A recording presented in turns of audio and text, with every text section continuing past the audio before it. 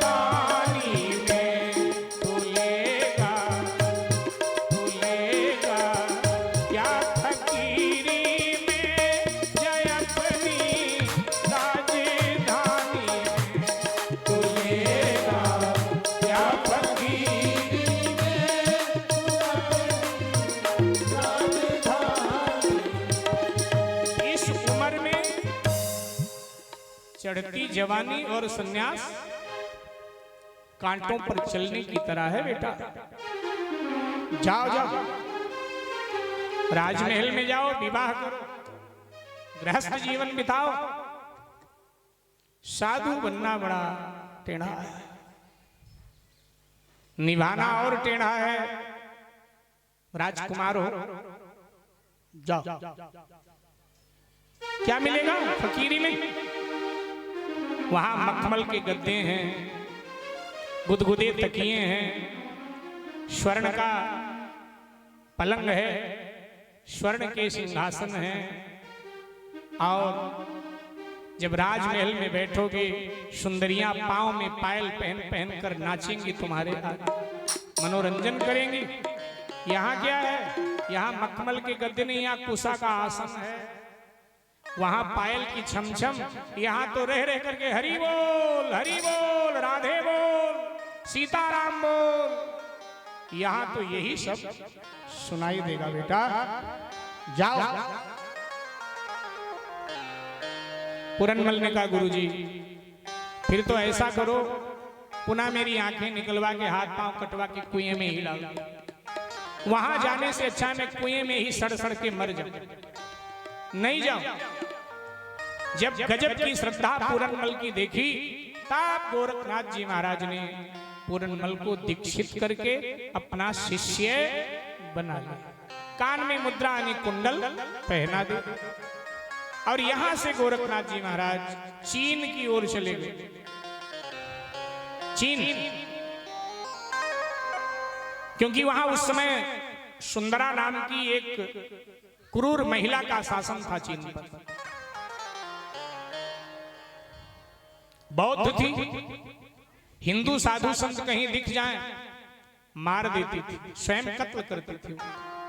गोरखनाथ जी को लगा कि बुद्ध ने करुणा प्रेम का संदेश दिया था, लेकिन ये तो उसका दुरुपयोग कर रही है, और चलो मैं इसको शिक्षा देता। गोरखनाथ जी महाराज अपने शिष्यों सहित आए, नगर के बाहर डेरा डाला और बोले समय पाकर मैं मिलूं। अब शिष्यों को काम देते हैं, तुम लकड़ी लाओ, तुम पानी लाओ, तुम भिक्षा लाओ, तुम भोजन पकाओ। लेकिन पूरनमल भी नया नया चेला बना है, पूरनमल को गुरुजी कोई काम देते नहीं। पूरनमल को कहा कि तुमको जो मंत्र दिया है उसकी साधना करो, जप करो। तो पूर्ण साधना भजन में लगे रहते। अच्छा, ईर्ष्या हर जगह भी तो होती है, ईर्ष्या साधु समाज में भी होती है। वो तो हम लोग एक दूसरे के सामने हाँ हाँ करते हैं, उठते ही फिर सबकी अपनी मौज। हाँ, ये सत्य यही है। तो ईर्ष्या का रोग बड़ा बुरा, एक दूसरे से ईर्ष्या रखते। तो जितने गुरु भाई थे सब पूरनमल से चिन्हने लगे, बोले कल का आया गुरुजी का बड़ा प्यारा बन गए, और हम इतने दिनों से रह रहे हैं, गुरुजी हम लोगों से काम करवाते हैं, इसको अपने पास बिठा के रखा। अच्छा पड़ा हुआ था कुएं में, हम लोगों ने नाहक गुरुजी को बता के निकलवाया, कहीं इसको फंसाओ चक्कर। सबने विचार किया कल इसको भिक्षा लेने भेजो चीन में, और रानी सुंदरा के महल की ओर भेज दो। और रानी सुंदरा हिंदू संतों को देखते ही मार देती है, इसको देखते ही मार देगी, कांटा निकल जाए। आज भिक्षा लेकर के जब पूरनमल के गुरु भाई आए तो पूरनमल को घेर कर कहने लगे, सुनो सबसे छोटे हो, लज्जा नहीं आती? हम बड़े बड़े लोग काम करते हैं, भिक्षा लाते, लकड़ी लाते, पानी लाते, भोजन बनाते, तुम गुरुजी के साथ बैठे रहते हो, खा लेते हो, फिर माला लेके बैठ जाते हो। बोले क्या करें, गुरुजी ने ही तो कह रखा है। बोले गुरुजी ने कह रखा तो बैठे ही रहोगे, कल भिक्षा लेने तुम जाओगे, हम लोग नहीं जाएंगे। आवेश में आ गए, बोले ठीक है गुरुजी की कसम, कल मैं ही भिक्षा लेने जाऊंगा। बोले पक्का हुआ। अगला प्रातः काल हुआ, तैयार हुई भिक्षा के लिए। गोरखनाथ जी ने कहा नहीं नहीं बेटा तुम मत जाओ, तुम्हें डगर नहीं मालूम। ठीक ठीक। बोले नहीं गुरुजी कल ऐसे ऐसे गुरु भाइयों ने कहा तो मैंने सौगंध खा लिया, मैं ही जाऊं। गोरखनाथ जी ने डांटा, अरे ऐसे क्यों कहा, ये मान नहीं रहा है। बोले कोई नहीं गुरुजी नहीं मान रहा है तो ले आएगा भिक्षा, क्या हुआ। बोले ठीक है, इसको रास्ता बता दो। रास्ता बताया, और वही रास्ता बताया जो राजमहल को जा रहा था। भक्त पूरनमल ने झोली उठाई, चिमटा उठाया, अलख निरंजन का नाद करते हुए पहुंच गए राजमहल के द्वार पर। जैसे अलख जगाया, द्वारपाल ने आकर प्रणाम किया। इनके रूप सौंदर्य को देखकर मोहित हो गया द्वारपाल। राजकुमार सुंदर इतने थे। उसने कहा नाथ जी जल्दी चले जाइए यहां से, ये महारानी सुंदरा का राजमहल है, हिंदू संतों को देखते ही मार देती है, इसलिए कहीं उसे सूचना भीतर मिले उसके पहले सरक जाए। बोले हमारा नियम है, हमारी परंपरा का, जिस द्वार पर अलख जगाते हैं भिक्षा लेके ही जाते, और एक ही जगह से भिक्षा लेना, तो यहाँ अलख जगाया है तो भिक्षा यहीं लेंगे, हमें मरने का डर नहीं। अगर सुंदरा के हाथ मेरी मौत होगी तो मुझे मार देगी। बहुत समझाया, नहीं माने तो जाकर सूचना दे। कि एक हिंदू संत आया है द्वार पर और भिक्षा मांगा, ले आओ, भीतर लाओ। वो मरने आया है, उसकी मौत आ गई। द्वारपाल भीतर ले गया। रानी सुंदरा के सामने जैसे भक्त पुरनमल पहुंचे, जैसे रानी सुंदरा की दृष्टि गई, ओह ये तो कोई फरिश्ता लग रहा है, देखने को ये मनुष्य, कहने को मनुष्य है, लेकिन ये तो कोई देवता। क्या परिचय है आपका महापुरुष? आप तो देवता लग रहे हो। नहीं, मैं देवता नहीं, मैं मनुष्य हूं, गुरु गोरखनाथ जी महाराज का शिष्य हूं, मेरा नाम पूरन है। मां, मैं आपके द्वार पर भिक्षा लेने आया हूं। भिक्षा नहीं, चीन का साम्राज्य आपका है महाराज, चीन का साम्राज्य आपको भिक्षा में दे रहे हैं। मैं आपकी दासी बनकर आपकी सेवा करूंगी। उतार दो ये कपड़े सन्यास के, राजसी वस्त्र पहनो, ये सिंहासन आपका। भक्त पुरनमल ने कहा, क्या मेरे भाग्य की विडंबना है, हे विधाता तूने लिखा क्या मेरे भाग्य? भक्त पुरनमल ने कहा, मां राज्य नहीं चाहिए, भरतखंड के राजा जो शंखपति हैं, मैं उनका पुत्र हूं। अगर राज्य चाहिए होता मैं सन्यास क्यों लेता, मैं अपना राज्य ना भोगता, इसलिए राज्य नहीं चाहिए, भिक्षा चाहिए। बहुत चाल चली, नहीं माने, तरकीब लगाया सुंदरा ने। उसने कहा चलो हमारी बात नहीं मानते हो, कोई बात नहीं, आप अपने गुरुदेव का दर्शन कराओ। बोले हमारे गुरुदेव तो तुम्हें ही शिक्षा देने आए थे, आओ ले चलता हूं। उसने नाना प्रकार के भोग पालकियों में सजवाए हैं, मिष्ठान, भोजन, पूरी, पकवान, दान दक्षिणा, कपड़ा, रुपया, पैसा सब चल पड़े।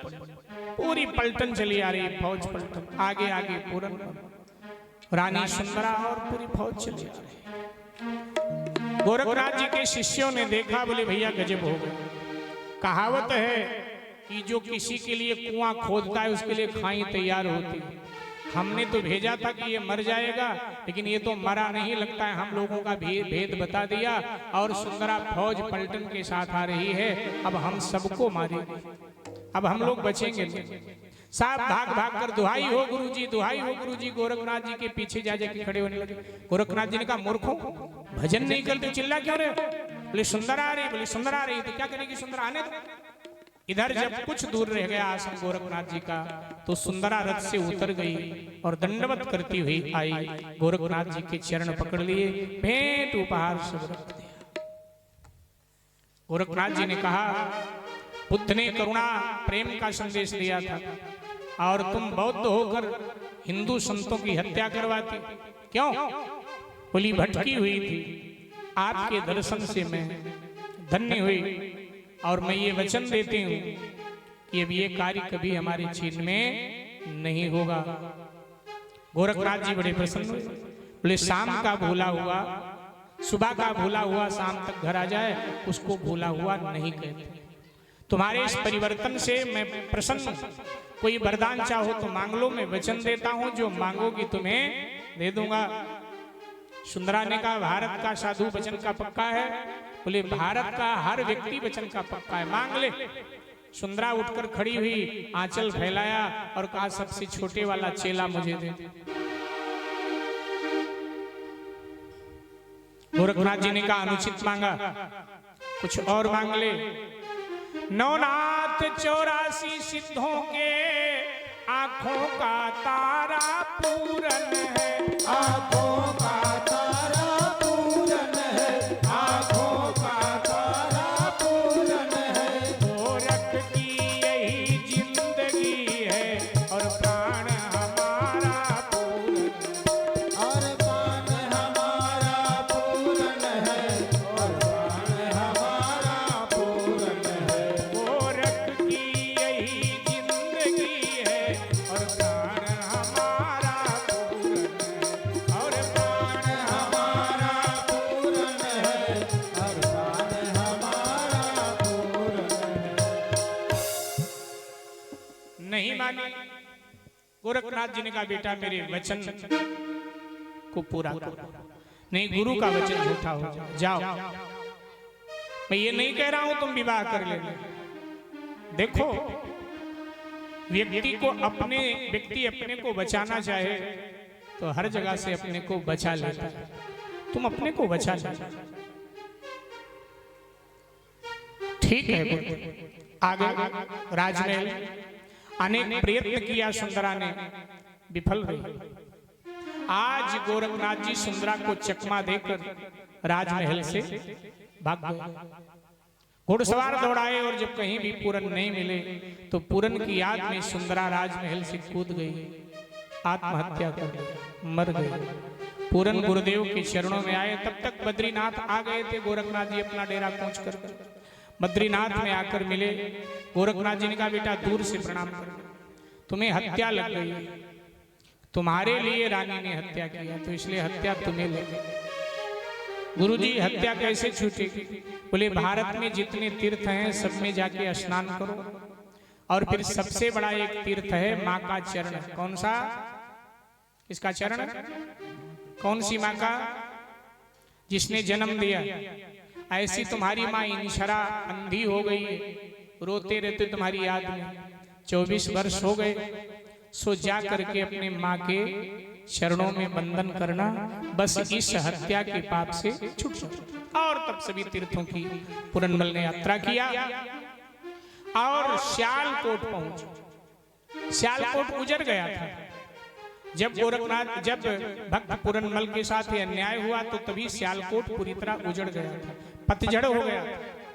कुएं बावड़ियों का जल सूख गया था, पड़ोस के राज्य से पानी राजा को मंगाना पड़ता था। 24 वर्ष तक वर्षा ही नहीं, सब बाग बगीचे सूख गए।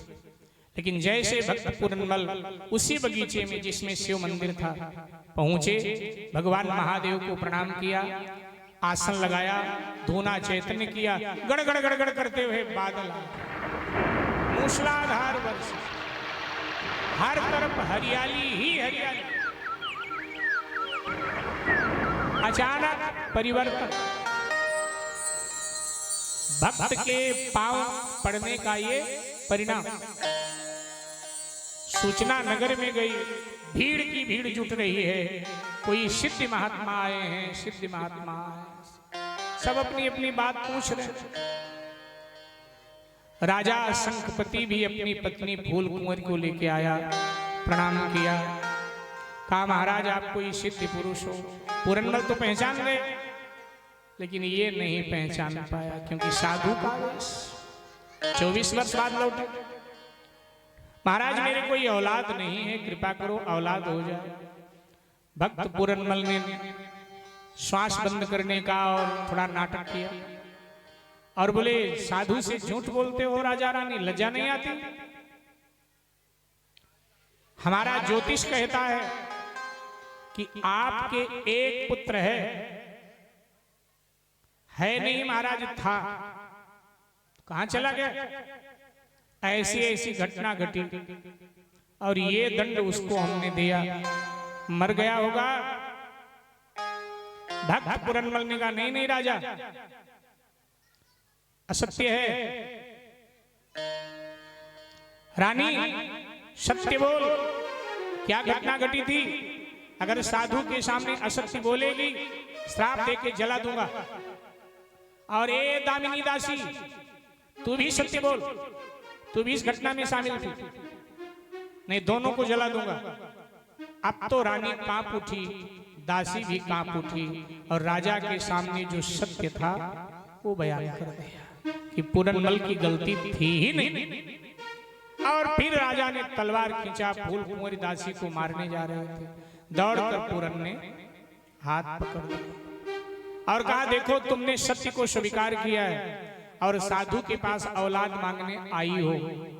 ये साधु आशीर्वाद देता है एक संतान की तुम्हें प्राप्ति कुछ दिनों के बाद हो जाएगी।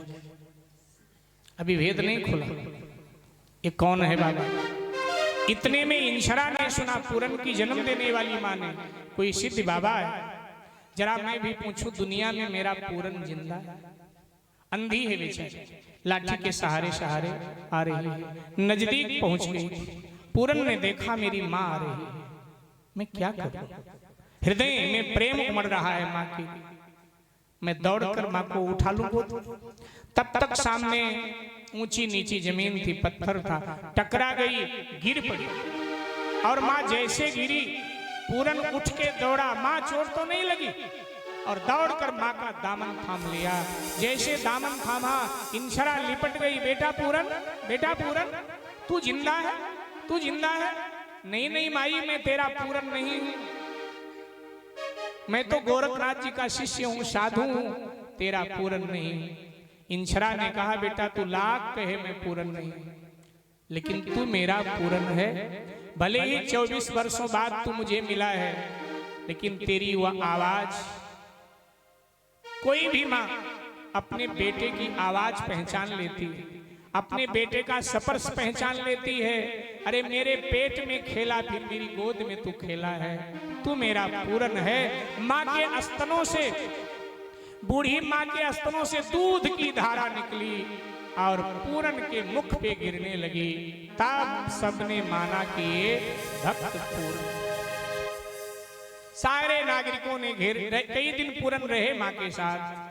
और अब पूरन ने कहा कि माँ अब मैं गुरु चरणों में जाऊंगा, गुरुदेव ने भेजा था आपका आशीर्वाद लेने, आपने अपना आशीर्वाद देकर पवित्र किया, अब मैं जाऊंगा।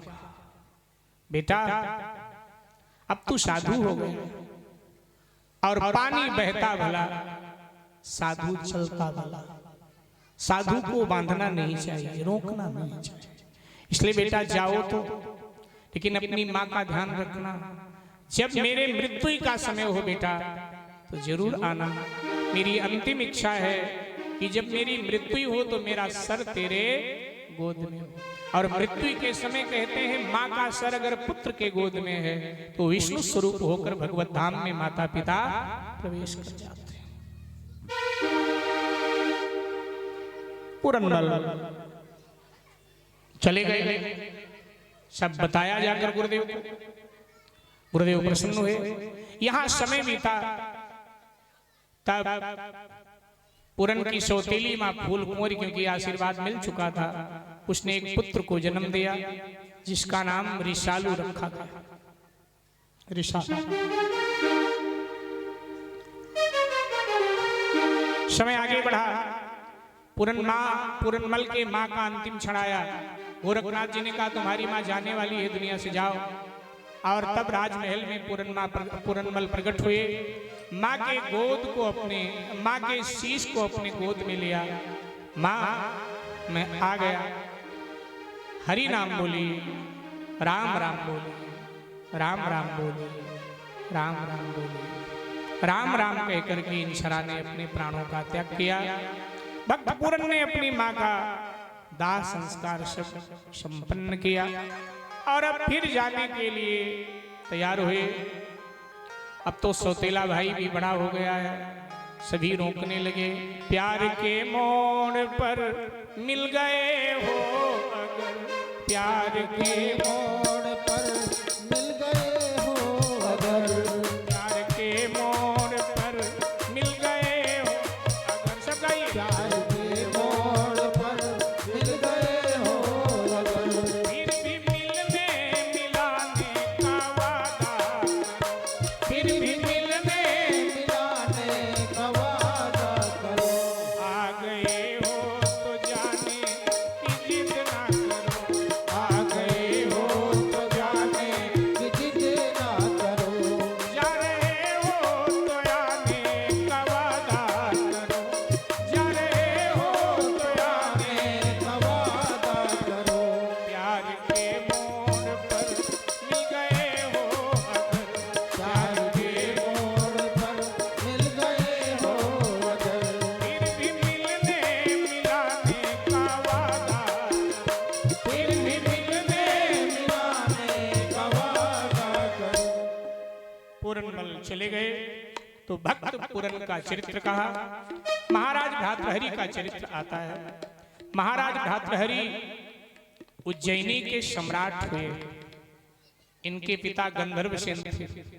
महाराज भ्रातृहरि बड़े हैं और महाराज विक्रमादित्य छोटे हैं, जिनकी विक्रमी संवत हम लोग मनाते हैं। दोनों सगे भ्राता। महाराज भर्तृहरि के का जीवन 3 भागों में बटा हुआ, और महाराज भर्तृहरि ने 3 शतक लिखे हैं जो संस्कृत भाषा में है। श्रृंगार शतक, नीति शतक और वैराग्य शतक, और 3 भागों में इनका जीवन भी बटा है। श्रृंगार में, नीति में, श्रृंगार में, और श्रृंगार के बाद वैराग्य में। भर्तृहरि जी बहुत नीतज्ञ राजा थे। भर्तृहरि जी की 16 पत्नियां थी, 16। उनमें जो सबसे छोटी थी उसका नाम था पिंगला, बड़ी सुंदर थी। महाराज जी पिंगला के रूप में इतने आसक्त थे, इतने आसक्त थे कि ईश्वर तक को भूल गए थे। उसके रूप माधुरी में डूबे रहते थे, प्रजा का हित चिंतन भी नहीं कर पाते थे। पिंगला के मुख के चंद्र बन गए थे, मानो पिंगला का मुख चंद्र, पिंगला के मुख के चकोर बन गए थे, मानो पिंगला का मुख चंद्र हो और महाराज भर्तृहरि की आंखें चकोर हो। बस देखता रहूं, देखता रहूं। अच्छा, कई पत्नी भक्त होते हैं कि और किसी काम के लिए बोलो तो परेशान हो जाते हैं, लेकिन पत्नी के सामने बिठा दो तो पूरा दिन गुटुर गुटुर गुटुर गुटुर, पता नहीं क्या गुट गुट करते। ऐसी पत्नियों को भी चाहिए कि जाओ कुछ काम कर लो, यही क्यों गुटुर गुटुर कर रहे हो बैठे बैठे। एक साहब ने कहा कि तुम्हें पता है महाराज, तुम तो कथावाचक हो, पत्नी के होंठ में अमृत होता है। तुमने कहा पत्नी के होंठ में अमृत होता तो पति मरता क्यों है? क्योंकि अमृत एक बार मुंह के लग जाए तो फिर तो अमर हो जाता। अच्छा, कवियों ने भी तरह तरह की बातें कहा। चंद्र में लखावे कोई,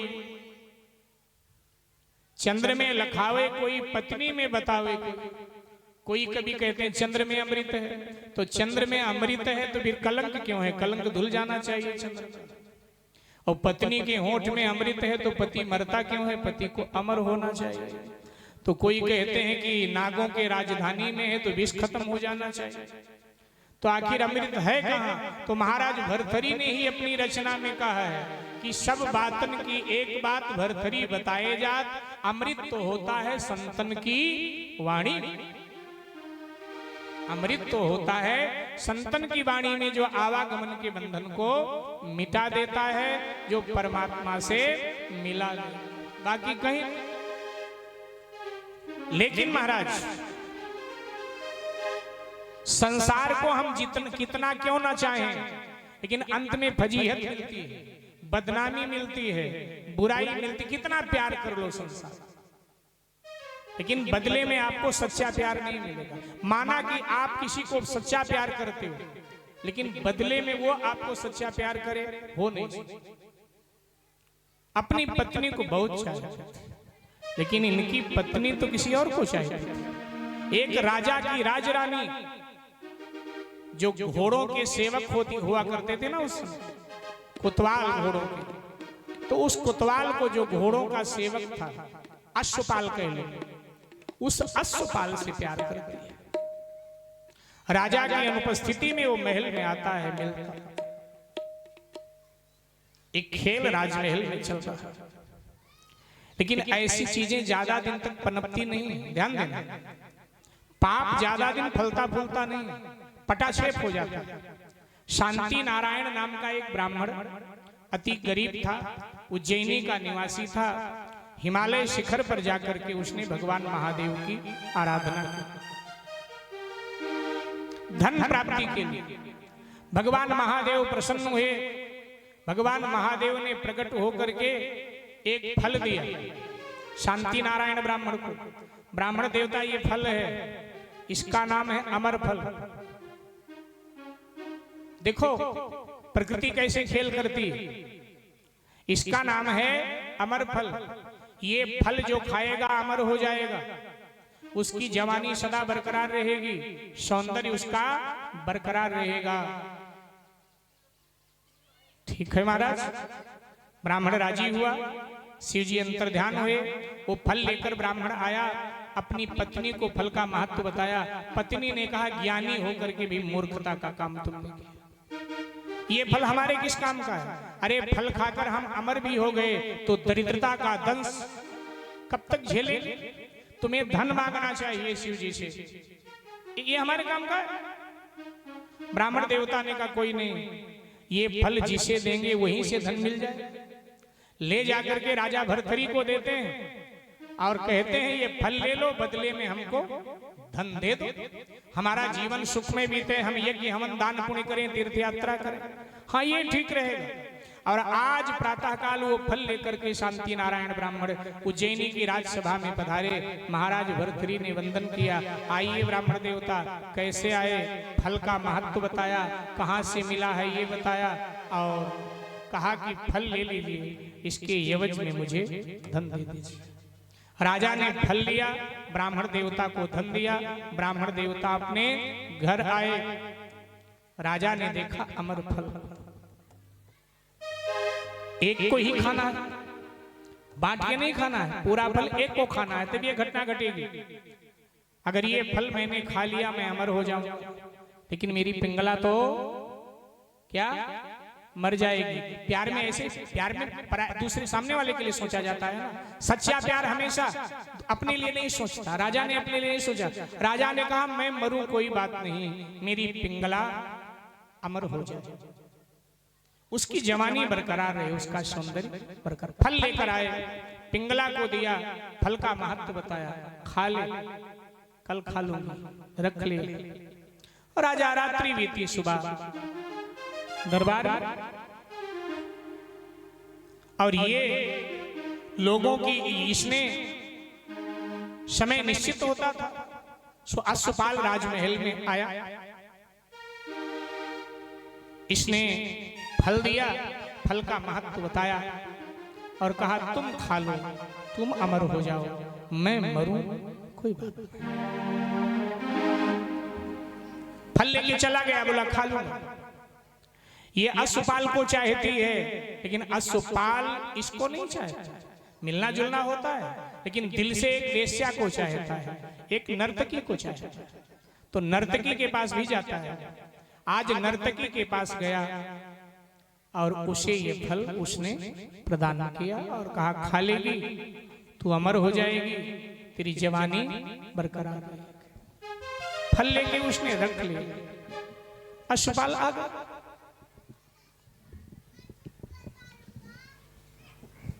उसने विचार किया क्या करूं, खाऊं न खाऊं। इधर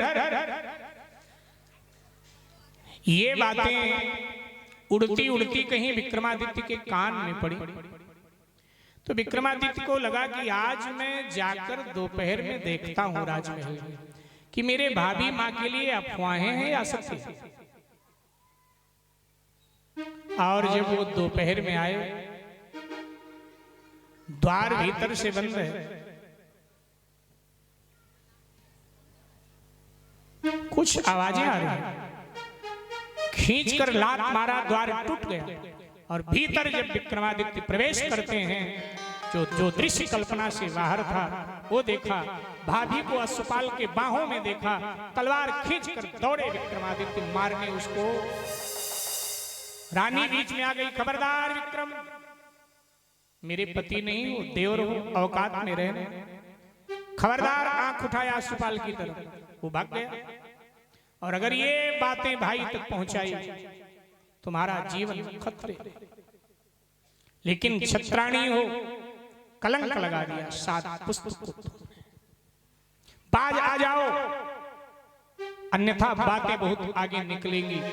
फटकार लगाकर विक्रमादित्य चले गए, वही जो पूरन के साथ हो। इसने उसी समय दासी भेजकर भर्तृहरि जी को बुलाया और कहा तुम्हारा भाई ऐसे ऐसे महल में आया, दासी न होती, वो अश्वपाल यहां से निकल रहा था, वो ना होता, मेरा पातिव्रत धर्म नष्ट हो जाता। जो चोर था उसको गवाह बना दिया और विक्रमादित्य को दरबार में तलब किया। और कहा भाई ना होता तू मैं तेरा शीश काट लेता। भाभी जो मां के समान होती है उस पर कुदृष्टि डाली।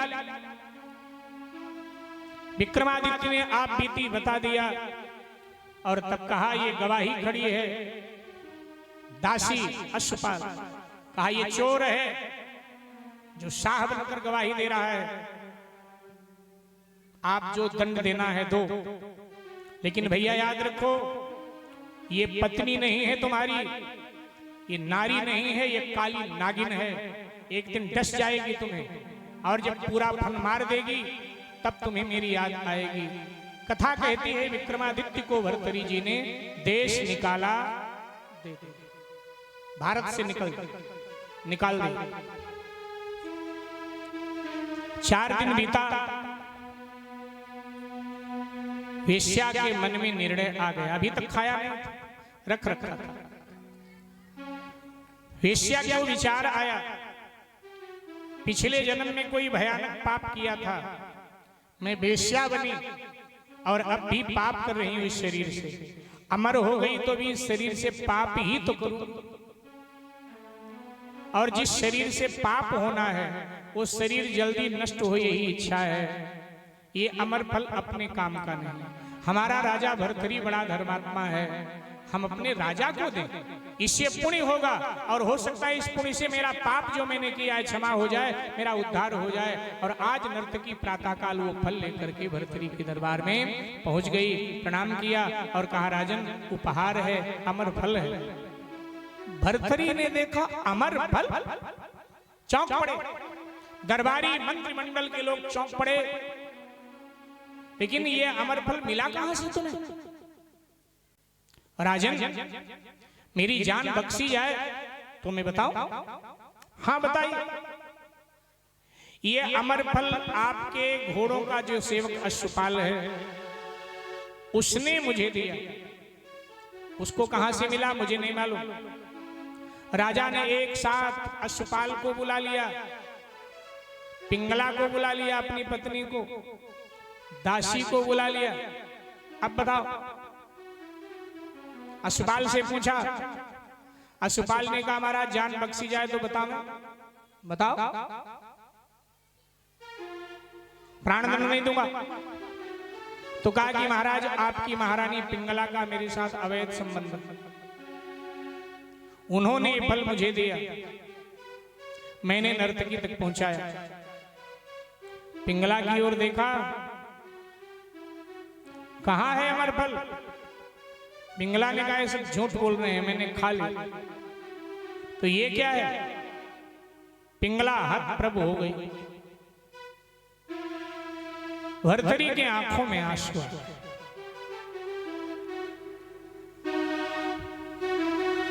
बागबा ने आग दी जब आसियाने को मेरे, बागबा ने आग दी जब आसियाने को मेरे, जिन पे तकिया था वही पत्ते हवा देने लगे, जिन पे तकिया था वही पत्ते हवा देने।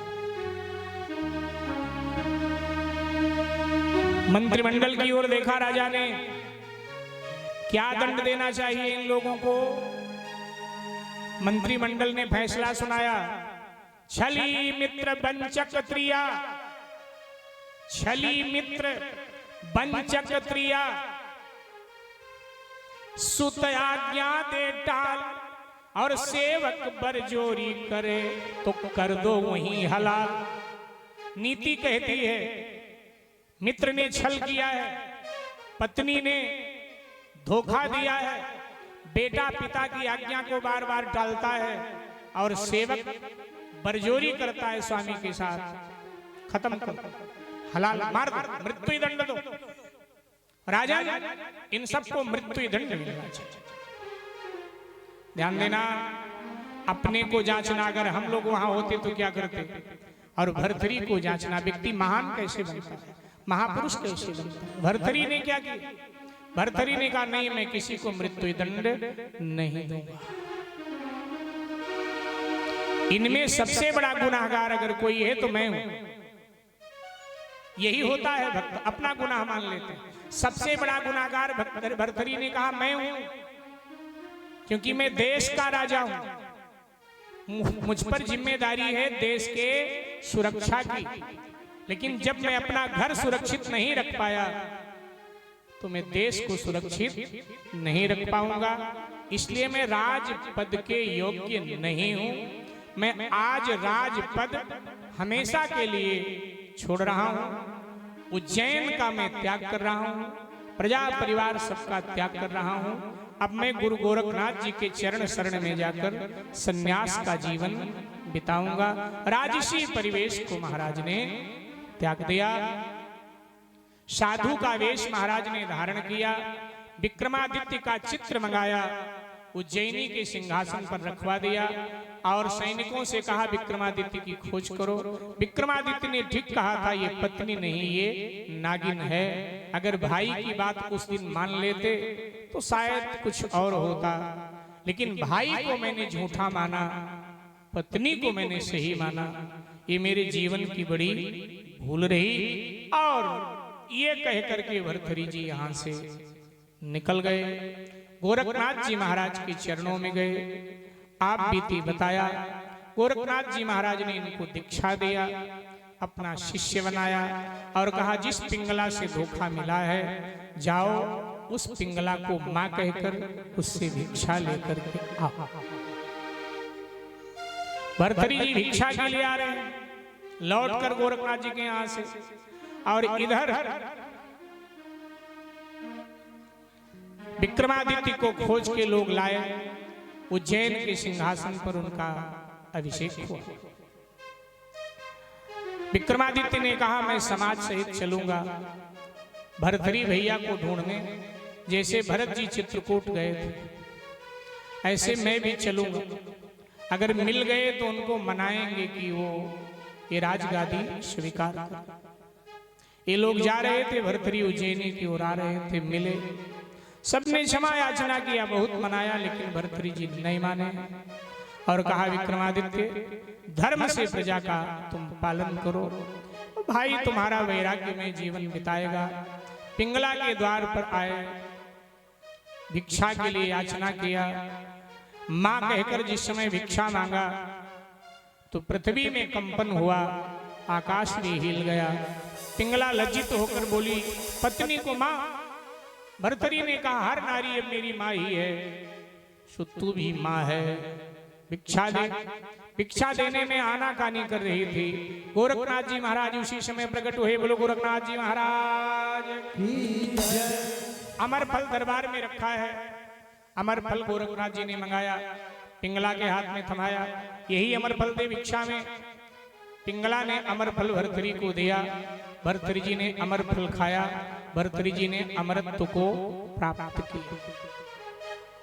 वो पौराणिक 8 महापुरुष तो अमर हैं ही, लेकिन गोरखनाथ जी महाराज की परंपरा में भी 11 पुरुष ऐसे हैं जो अमर आत्मा। उनमें आल्हा देव हैं, गोरखनाथ जी के शिष्य आल्हा उदल, महाराज भर्तृहरि, महाराज गोपीचंद, ये सब अमर हैं। अभी बीते मई में जिन महापुरुष की कथा की चर्चा हम कल कर रहे थे, अपने योगी परम पूज्य योगी श्री चेतननाथ जी महाराज, सीकर जिले में एक जगह एक हिमासर, जहां पूज्य महाराज जी के गुरुदेव ने पूज्य श्रद्धानाथ जी महाराज ने तपस्या किया था, वहां बहुत बड़ा यज्ञ था और मेरे द्वारा नानी बाई का मायरा था। तो वहां हम कथा के लिए गए थे। वहां बहुत बड़े बड़े दिव्य संत महापुरुष आए थे। तो उनमें से एक महापुरुष ने मुझे बताया, संभवतः वो हरिद्वार से थे, तो उन्होंने मुझे बताया कि योगी आदित्यनाथ जी महाराज के जो गुरु थे महंत अवैधनाथ जी महाराज, तो एक बार वो उधर गए थे तो वहां के संतों से उन्होंने कहा कि अलवर चलना है महाराज भर्तृहरि की साधना स्थली देखने। और हमने सुना है कि कई बार महाराज भर्तृहरि दर्शन भी दे देते हैं। तो उन जंगलों में जब वो भटक रहे थे तो उन्हें साक्षात महाराज भर्तृहरि का दर्शन हुआ। महंत अवैधनाथ जी को शरीर छोड़े भी ज्यादा दिन नहीं हुए, मेरे ख्याल से 10 वर्ष भी नहीं हुए, इससे कम हुए हैं।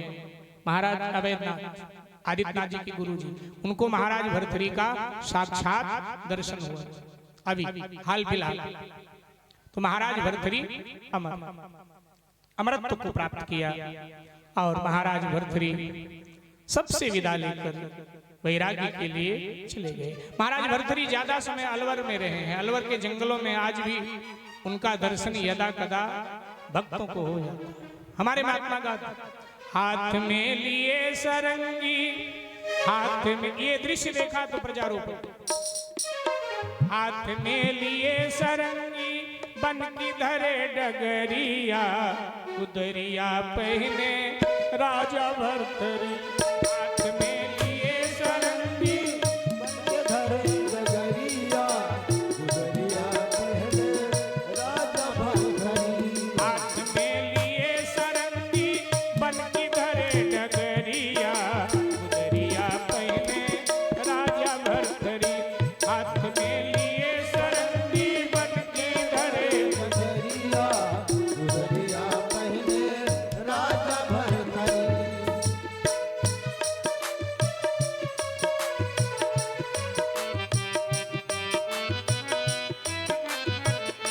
हाथ में लिए सरंगी, हाथ में लिए सरंगी बन के धरे डगरिया, उदरिया पहने राजा भर्तृहरि। हाथ में लिए सरंगी बन के धरे डगरिया, उदरिया पहने राजा भर्तृहरि। उदरी देख के प्रजा रो रही, हाल कहीं ना जाए। उदरी देख के प्रजा रो रही, हाल कहीं ना जाए, उदरी देख के प्रजा रो रही, हाल कहीं ना जाई। उदरी देख के प्रजा रो रही हाल नहीं न जाई। गुरु गोरख के चेला बनकर तन पे भस्म रमाई।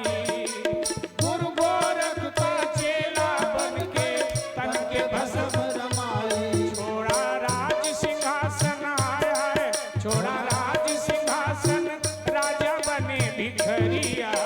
उदरिया पहने राजा भर्तृहरि, छोड़ा राज सिंहासन आया है, छोड़ा राज सिंहासन राजा बने भिखरिया। उदरिया पहने राजा भर्तृहरि।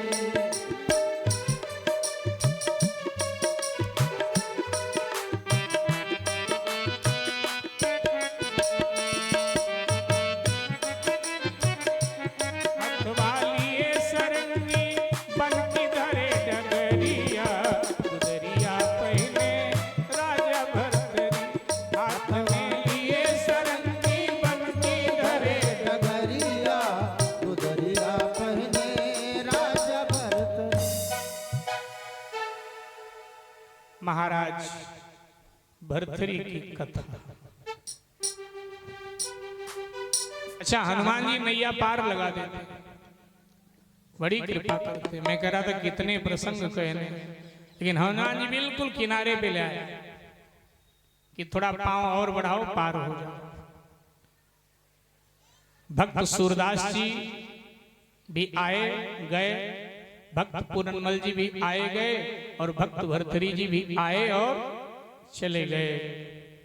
अब दो भक्त आ रहे हैं, एक भक्त केवट। अच्छा, केवट को लेकर हमने देखा भ्रम रहा है। केवट को लेकर हमने देखा कि यहाँ भ्रम रहा कि कल कुछ संत महापुरुष भी केवट के विषय में बोल रहे थे, तो रामचरित के मानस के केवट को याद कर रहे थे। उनका मानना था कि ये कथा शायद जो मानस का मल्लाह है, जिसने भगवान राम को पार लगाया था, उसकी कथा है। वो तो है ही है भक्त, वो रामायण के केवट है। लेकिन जिन केवट की कथा हमें कहनी है, ये भक्त माल के केवट है। तो एक केवट को लेकर लोगों में भ्रम रहा। एक सज्जन ने मुझे फोन पे पूछा, यहाँ के नहीं है, कि भक्तमाल में भी वो रामायण वाले केवट। मैंने कहा नहीं, ये दूसरे केवट हैं, वो रामायण वाले तो रामायण में ही हैं ये अच्छा रामायण वाले आ जाए तो भी कोई दिक्कत नहीं, तो भक्तमाल है। भक्तमाल में तो कहीं के भी भक्त आ जाए कोई बात नहीं, गली मोहल्ले के भक्त की भी कथा भक्तमाल में हो सकती है भाई, ये तो भक्तमाल। तो अढ़ैया भगत की कथा की ओर ले चलते हैं। इनका जन्म महाराष्ट्र में हुआ। माता पिता मर गए, 5 भाई थे, 6वें ये थे।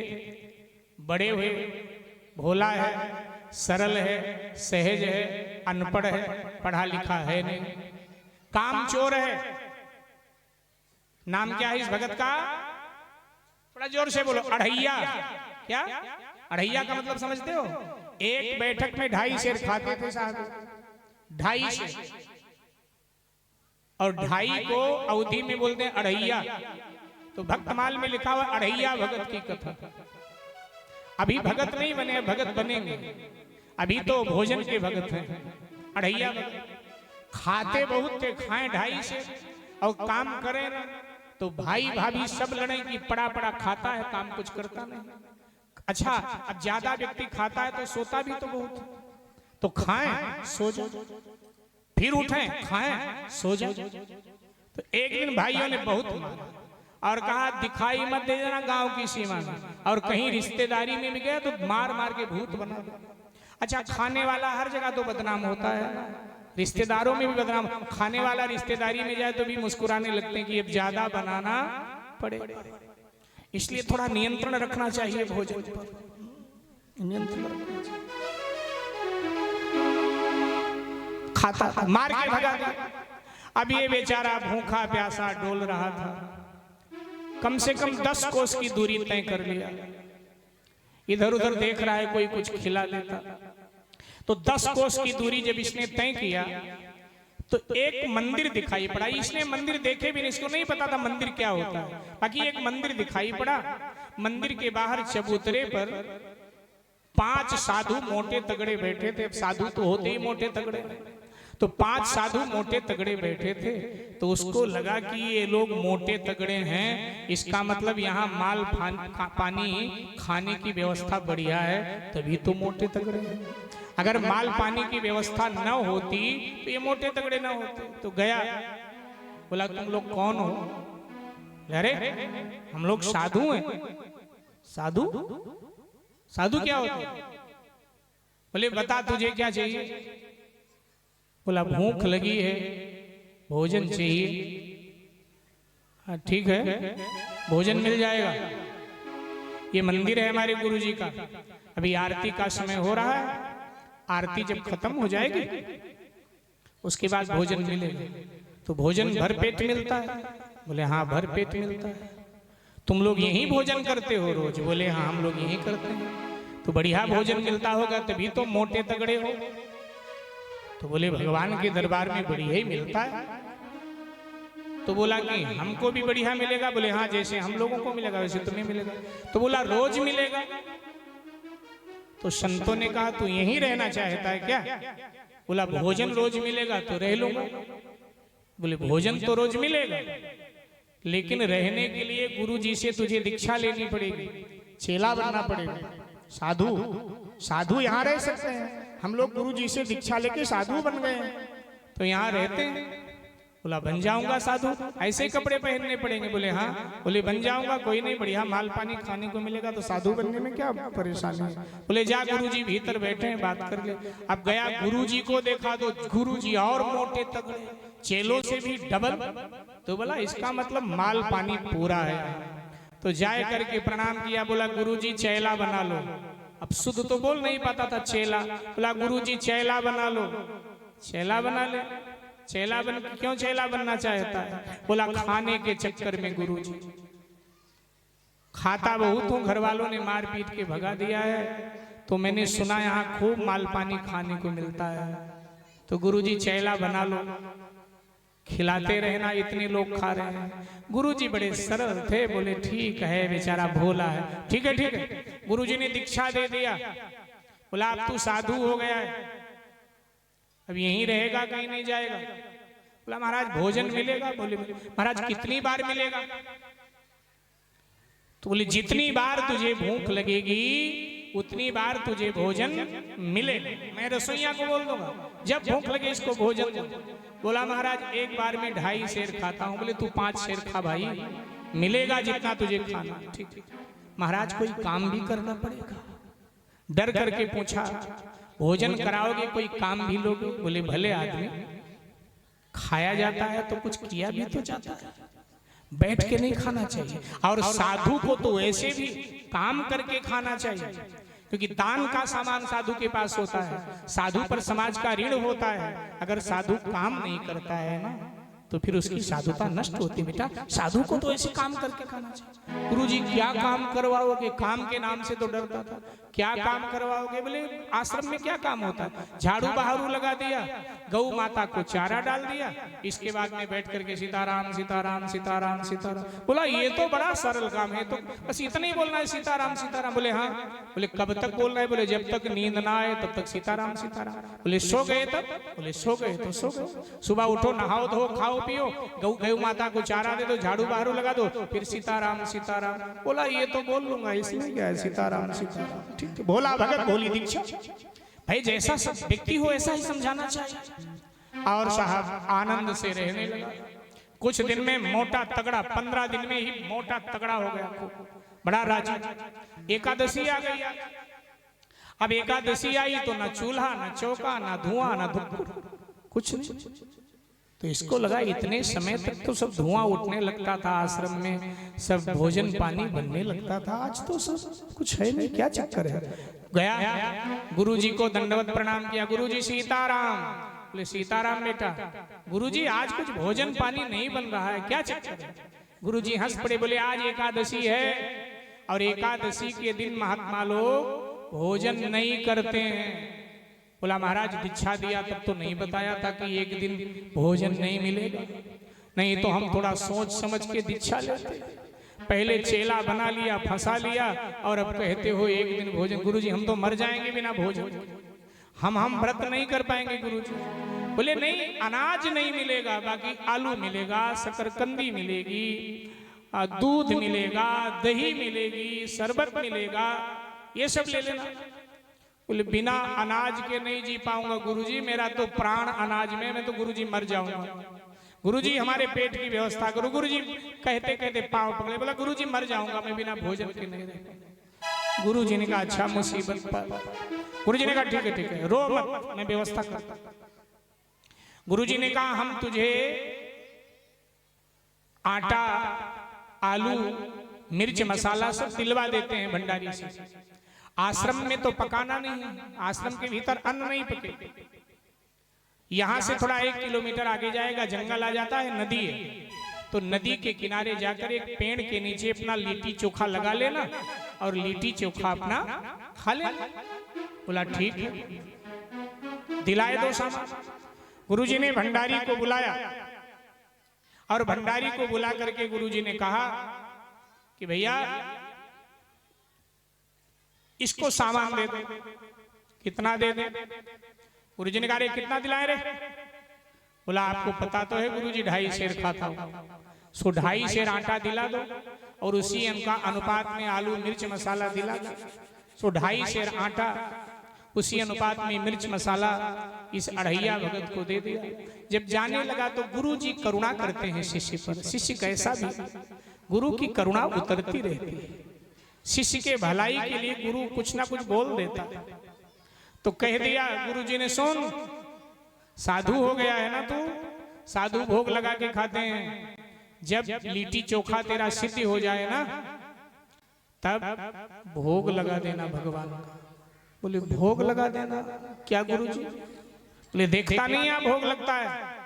बोला ओ जी मंत्र वंत्र कुछ बोलते हैं, मैं मंत्र तो आता नहीं। बोले कोई बात नहीं, तू यही मंत्र बोल देना, सीताराम आइए, राजा राम आइए, मेरे भोजन का भोग लगा। बस भगवान खा लेंगे, जो बचेगा तो खा ले। ठीक है, सोचने लगा कि 2.5 शेर लिया है, अगर भगवान ने हाथ मार दिया तो फिर भूखा तो रहूंगा, लेकिन चलो देखते हैं क्या होता है। आया नदी से पानी लिया और सब लिट्टी चोखा सिद्ध। और लिट्टी चोखा सिद्ध करके रख दिया पत्तल पर और अब बुलाने लगा, राजा राम आइए, सीता राम आइए, मेरे भोजन का भोग लगाइए। राजा राम आइए, सीता राम आइए, मेरे भोजन का भोग लगाइए। राजा राम आइए, सीता राम आइए, मेरे भोजन का भोग लगाइए। राजा राम आइए, सीता राम आइए, मेरे भोजन का भोग लगाइए। मेरे भोजन का भोग लगाइए। मेरे भोजन का भोग लगाइए।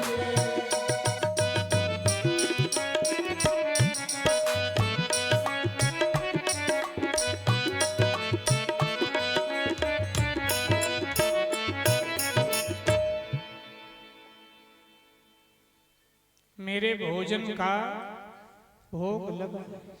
अब इतने भाव से भोला भगत बोला रहा था, सो सीताराम जी पधार गए। बोलो श्री सीताराम सरकार की जय। देखा, बोला तुम ही भगवान हो। भगवान ने कहा हाँ मैं ही भगवान हूँ। तो ये लुगाई कौन सी साथ में ले आए? ले रे, ऐसे नहीं बोला जाता। ये हमारी धर्म पत्नी है, इनका नाम सीता महारानी है, ये तुम्हारी माता जी हुई। लेकिन गुरुजी ने तो कहा था भगवान को भोग लगाना, ये तो कहा नहीं था भगवती को भी लगाना। दो कैसे आ गए? बोले भाई गुरुजी ने कहा था भगवान को भोग लगा, लेकिन बुला तो तू दो को रहा है ना, सीताराम आइए, तो अब अकेले हम कैसे आवे?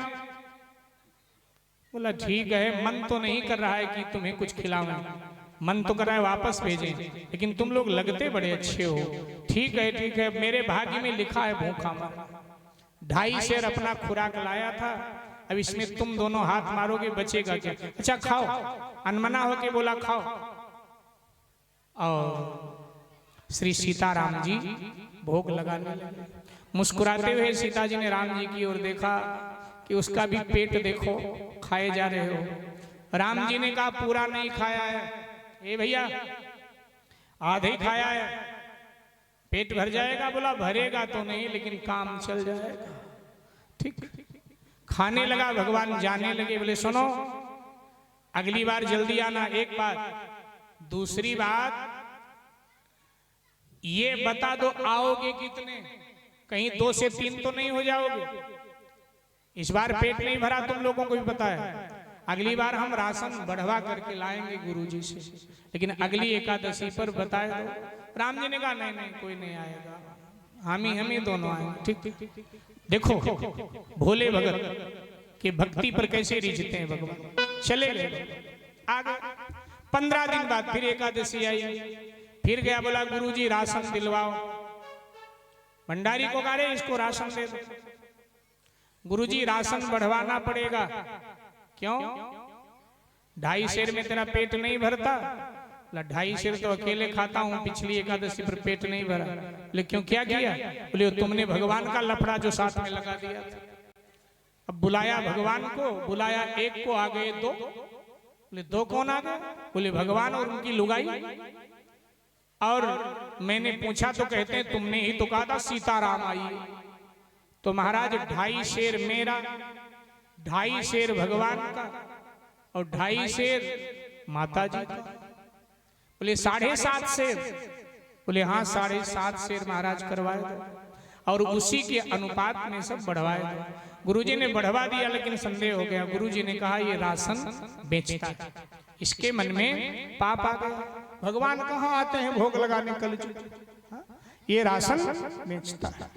बोले कोई दे दिया। आया, फिर लिट्टी चोखा तैयार करके और फिर सब लगाया। फिर चालू हो गया, सीताराम आइए, राजा राम आइए, मेरे भोजन का भोग लगाइए। सीताराम आइए, राजा राम आइए, मेरे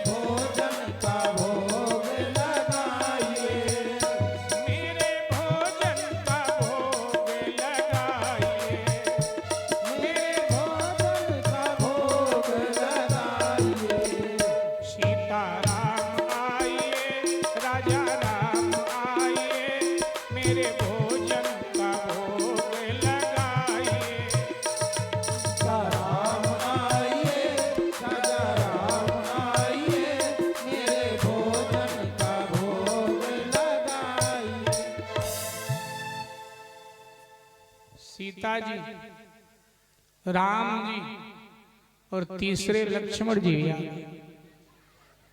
क्योंकि चर्चा हुई तो लक्ष्मण जी ने कहा प्रभु ऐसे भोले भगत का मुझे भी दर्शन करवा। बोले आ जा भाई।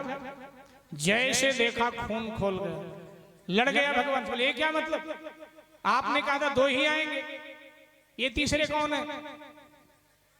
बोले हमारे छोटे भाई हैं लक्ष्मण। बोले महाराज एक बात बताओ, तुम्हारे पूरे खानदान का ठेका मेरे नाम ही लिख गया है क्या एकादशी का? पहले कहा था साफ साफ बता दो हम राशन बढ़वा, अब आज भी राशन कम पड़ जाए। एक आदमी बढ़ गया, 3 का लाए थे। भगवान ने कहा चिंता न कर, नहीं घटेगा तेरा राशन तो तैयार, चलो परोस दिया, खाया। जो बचा अढ़ैया भगत ने खाया। बोला पेट, भगवान ने पूछा पेट भर गया? बोला थोड़ा तो कमी रह गई, पहले जैसा हाल नहीं, थोड़ा कमी रह गई, लेकिन आगे का बता जाओ। आज पक्का करके जाना पड़ेगा, कहीं 4 आ जाओ। भगवान ने कहा देखो कोशिश तो 3 ही की रहेगी, अब करें क्या? तेरी भक्ति देखकर लोग कहते हैं हम भी चले। बोले क्यों चर्चा करते हो कि वहां लिट्टी चोखा बढ़िया मिलता है, दूसरे का माल ज्यादा अच्छा लगता है तुम लोगों को? 3 आना। भगवान ने कहा ठीक है भाई ठीक है। भक्त की फटकार भगवान बड़े प्रेम से सुनते। भगवान चले गए, ये आ गए। फिर एकादशी आई, फिर गया। बड़ा गुरुजी 2.5 शेर और बढ़ाना पड़ेगा। बोले वो क्यों? बोले भगवान के कोई भाई हैं लक्ष्मण, वो भी आ गए थे, 3 आएंगे। गुरुजी समझ गए, बढ़वा तो दिया, लेकिन गुरुजी को लगा ये बेचता है सामान, पीछा करना चाहिए। ये सामान लेके आ गए, वहीं पेड़ के नीचे सामान रख के बैठ गए। और गुरुजी भी पीछे पीछे आए, दूर झाड़ी में छुप के बैठ गए। देखो करता क्या है, बैठ। अच्छा आज तो इसने बनाया भी नहीं। बोला बनावे हम, मेहनत हम करें, हम खाएं अकेले, वो खाएं 3-3। गरज होगी अपने आप आके बनावेंगे। आते हैं हाथ हिलाते हिलाते खा के कह देते हैं अच्छा भैया जा रहा हूं, बड़े भगवान बने फिरते। नहीं बनाया, ऐसे ही बुलाने लगा राजा राम आइए, सीता राम आइए, मेरे भोजन का भोग लगाइए।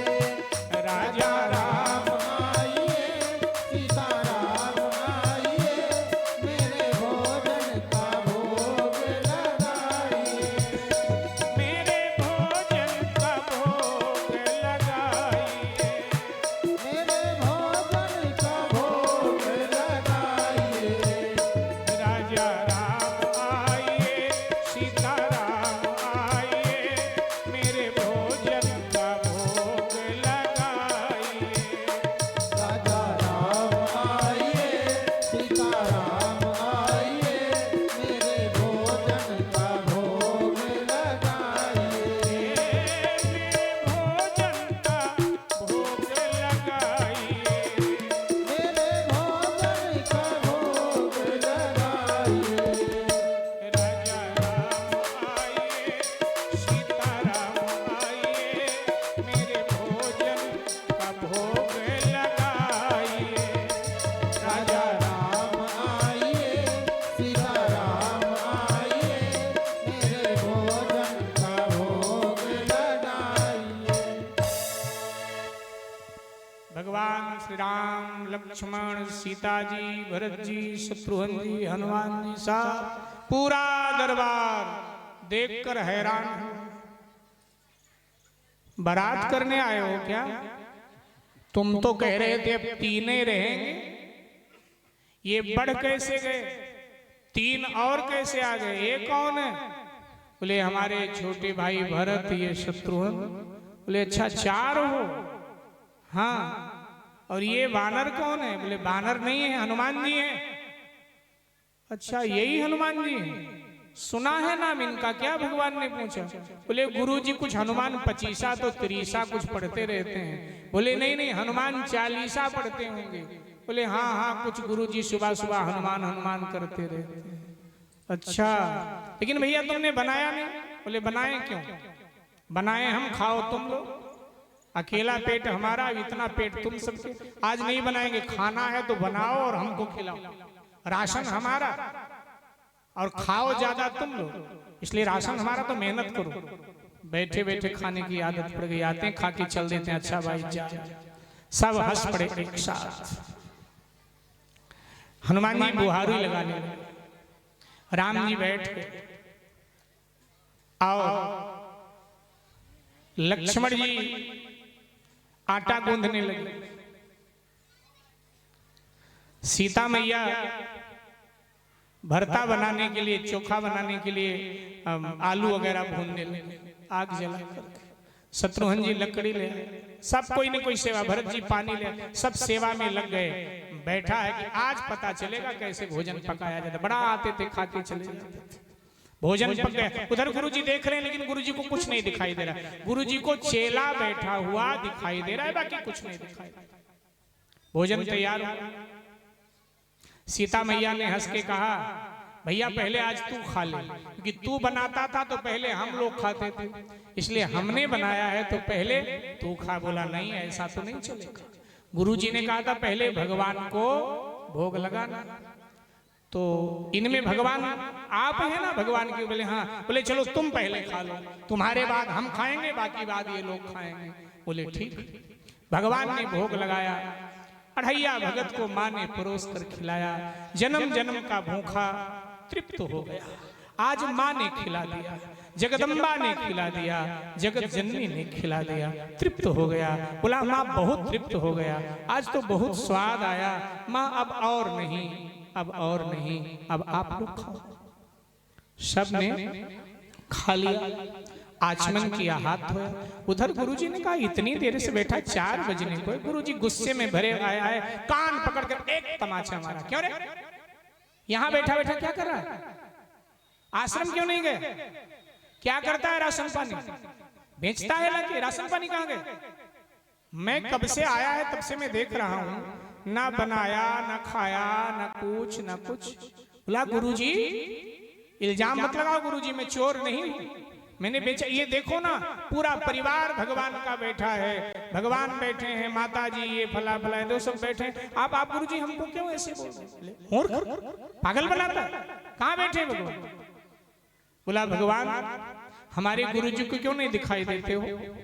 इनको दिखाई दो ना, हमको चोर कह रहे हैं कि राशन बेचता है।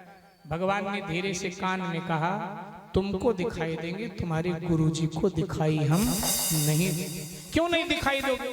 गुरुजी तो बहुत पढ़े लिखे, हमारे गुरु हैं, ज्ञानी हैं। भगवान ने कहा गुरुजी ज्ञानी तो हैं, पढ़े लिखे ज्ञानी तो हैं, लेकिन गुरुजी तुम्हारी तरह भोले नहीं हैं, तुम्हारी तरह सरल नहीं हैं। मुझे सरल व्यक्ति पसंद है, पढ़ा लिखा ज्ञानी, सरल पसंद। गुरुजी सरल नहीं, इसलिए गुरुजी को नहीं दिखाई दोगे। अढ़ैया भगत रो पड़ा, बोला अगर गुरुजी को नहीं दिखाई दोगे तो गुरुजी हमको चोर मानेंगे, गुरुजी हमको झूठा मानेंगे।